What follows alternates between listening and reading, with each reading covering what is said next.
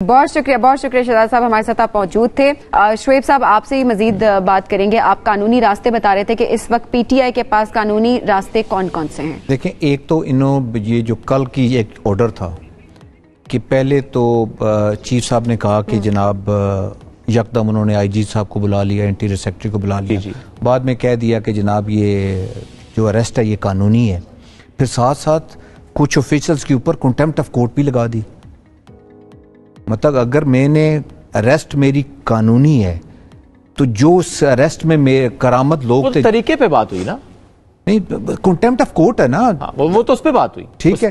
अब वो उसके बाद एक तो पीटीआई के पास ये है कि इस हाई कोर्ट के ऑर्डर को आपने चैलेंज करना है सुप्रीम कोर्ट, और वो जा रहे हैं, ठीक है। दूसरा, उनको एक्सेस चाहिए, उनको इमरान खान के पास एक्सेस चाहिए, तो they need to go to Islamabad High Court in a writ jurisdiction, apply करें जी, हमें उनकी जान को रसाई दी जाए, उनकी रसाई दी जाए, तो वो इस्लामाबाद हाई कोर्ट उसी वक्त ऑर्डर। अच्छा, इसमें एक और मामला भी है। मुजम्मिल सरवर्दी साहब साथ मौजूद थे, उनसे मैंने सवाल किया, चूंकि खबरें ये भी हैं कि जो दूसरा केस है तोशा खान रेफरेंस, उसमें फर्दर जुर्म आयद हो सकती है। उन्होंने कहा कि वो तहवील में नैब की हो नहीं सकती। आपकी राय इसमें क्या है? चूंकि सुना यह है कि दोनों केसेस में आज दोनों केसेस में ना अदालतें शिफ्ट हो गई हैं, बिल्कुल, और इसका बिल्कुल मतलब नहीं है कि आप एक कस्टडी में है तो दूसरी प्रोसीडिंग रुक जाती है। अच्छा, ये नहीं होता, वो आप साइमल्टेनियसली ना वो प्रोसीडिंग चल रही होती हैं। तो इन दोनों केसेस में तोशा खान रेफरेंस में फर्दर जुर्म आयद वाली बात भी बताएगा कि उसमें किस तरह चलेगा मामला आगे, और अगर ये जो जिसमें गिरफ्तार किया गया है अल कादिर यूनिवर्सिटी ट्रस्ट, इसमें आज क्या हो सकता है? इसमें तो आज रिमांड मांगेंगे,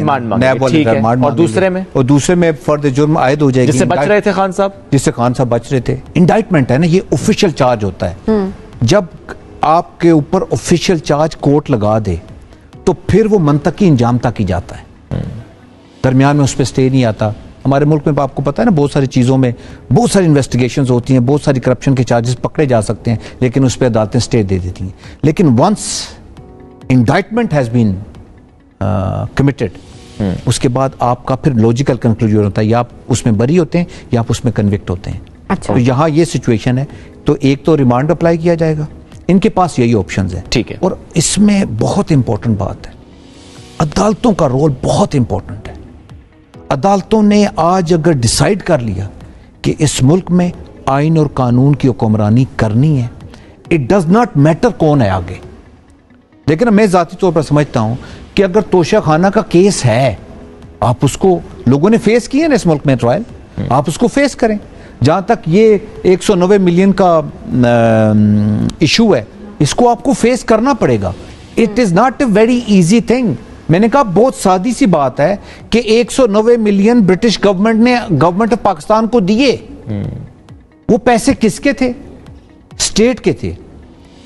बार बार रिपीट कर रहा हूं कि नेशनल क्राइम एजेंसी ने कहा कि ये मनी लॉन्डर होके पाकिस्तान से आई है। It does not belong to anyone else, it belongs to state of Pakistan. वो आपने पैसे किधर कर दिए? साथ साथ ये भी आ गया कि अगर कैबिनेट ने डिसीजन किया तो वो नैब में चैलेंज नहीं होगा, लेकिन अगर आपकी बदनीति है, आपकी मेलाफाइडी है उसमें, तो वो भी चैलेंज होगा। दूसरा बड़ी इंपॉर्टेंट बात है शुएब जी, इस अल कादिर ट्रस्ट के जो इर्द गिर्द कैरेक्टर्स थे ना, देखिए कौन है, शहजाद अकबर, जुल्फी बुखारी, मलिक रियाज, बाबर एवान, फरग होगी, इन कैरेक्टर्स के बारे में I was about to ask, ये भी गिरफ्तार होंगे? मतलब ये लोग है ना, बुशरा बीबी, ये लोग कौन है? आप इनका कैरेक्टर चेक कर लें। मतलब मैं शहजाद अकबर साहब बैरिस्टर हैं, I have never seen court.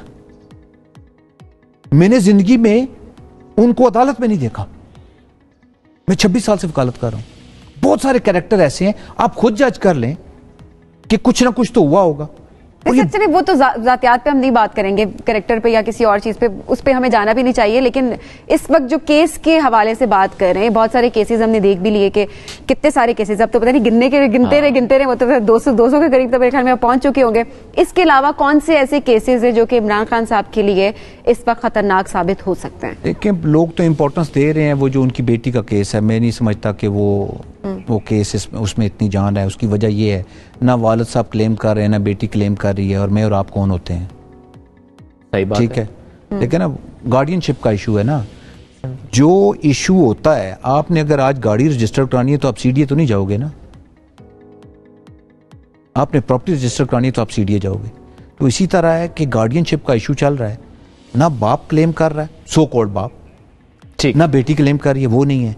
तोशा खाना में भी इशू ये चल रहा है कि आप उसको इन्वेस्टिगेशन, लॉजिकल कंक्लूजन पे शोएब आप चीजों को लेके चलोगे ताकि वो मामला खत्म हो ना। देखिए अगर आप जिम्मेदार हैं तो आपको सजा होगी, आप नहीं है तो बरी हो जाएंगे, बात खत्म हो जाएगी। सबसे इंपॉर्टेंट रोल, सबसे इंपॉर्टेंट रोल अदालतों का है। ठीक है, अभी मतलब कभी एट दिस पॉइंट वैसे भी और at this point specifically sir, ठीक है, अदालतों ने फैसले करने और उसको स्पीडी जस्टिस करना है। और अदालत में जज को अगर ये यकीन हो जाए शोएब के उससे पूछगछ अगर यहां ना हुई तो आगे होगी, अदरवाइज आप उसको नहीं कन्विंस कर सकते।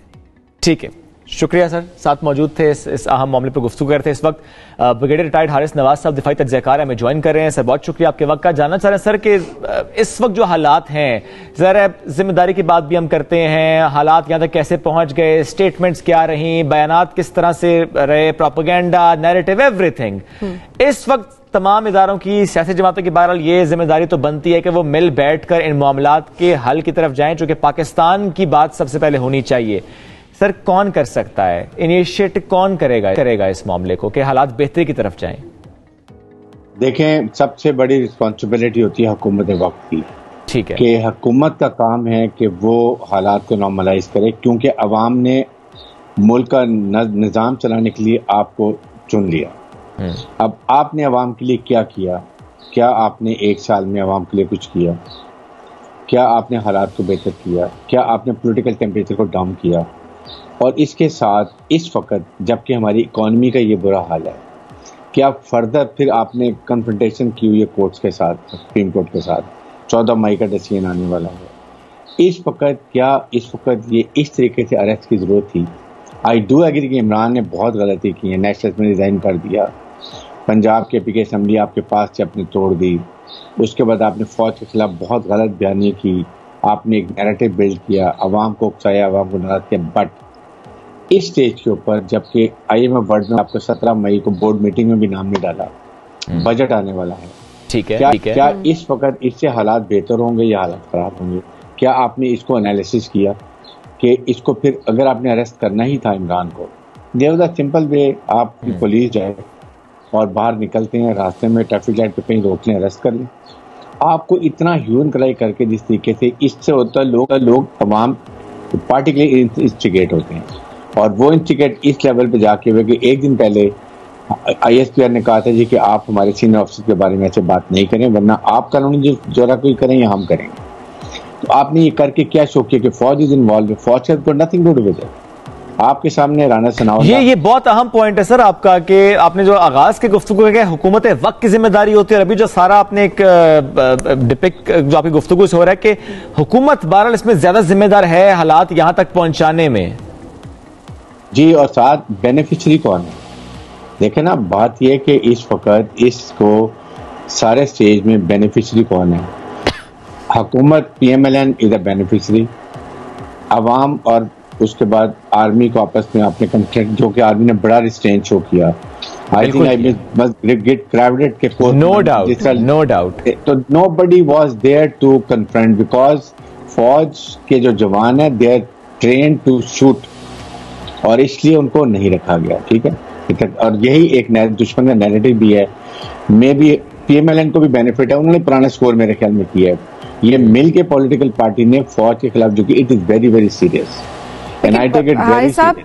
हारिस साहब, जहां पर जब तनकीद हो रही थी, इमरान खान साहब की तरफ से भी तनकीद हो रही थी, सोशल मीडिया पे भी तनकीद हमने देखी उनकी जानिब से, तो उस टाइम पर क्या मामलात हल करने का नहीं सोचा गया? उनसे बातचीत के लिए किसी ने कदम नहीं बढ़ाया कि मामला यहीं पर ठीक किया जा सके?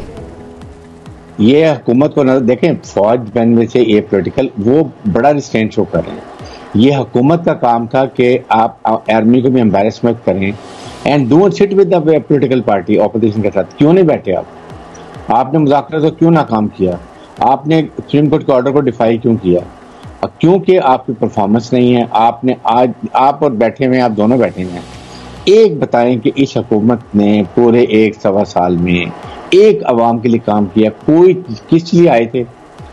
इमरान की हुकूमत हटा दी थी कि जी हम आए, रियासत बचा ली, क्या रियासत को नुकसान किया? आपने अपने पर्सनल जो चीजें क्लियर करनी, जो इमरान का नैरेटिव था, आपने काउंटर नैरेटिव को बिल्ड किया कि देखें नहीं, हमने डॉलर कम कर दिया, हमने गैस कम कर दी, हमने बिजली कम कर दी, हमने पेट्रोल कम कर दिया, हमने आपको रिलीफ दे दी, हमने कीमतें कम कर दी।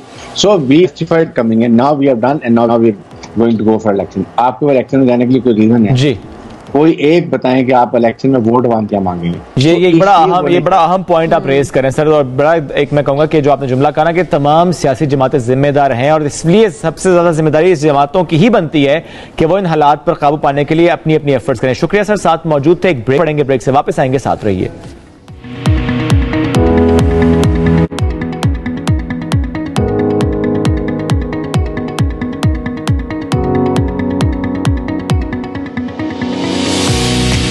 करेला दादाजान को खाना पड़ेगा।